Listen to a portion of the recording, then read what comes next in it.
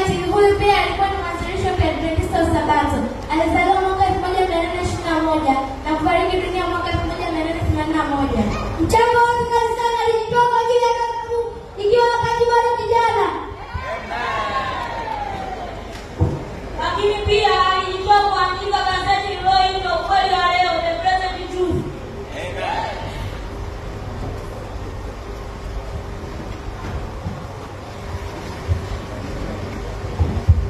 Mwaka 1852 alifanikiwa kupata fedha kununua mitambo ya kutapia vitabu kwa kutumia mikono yake.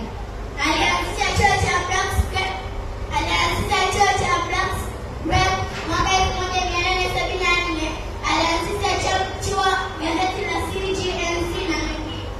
Na sasa tunaenda kumzungumzia Ellen G. White. Alizaliwa tarehe 26 mwezi wa 11 mnamo mwaka 1827.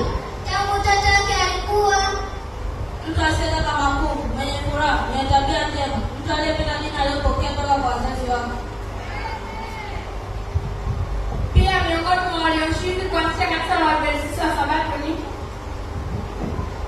Ellen G. White na Bibi Gates, tunayemwamini katika kanisa letu kutokana na ujumbe aliopewa na Mungu. Yapo mengi ya kusema, lakini karibu katika idara ya vijana ili ujifunze mengi.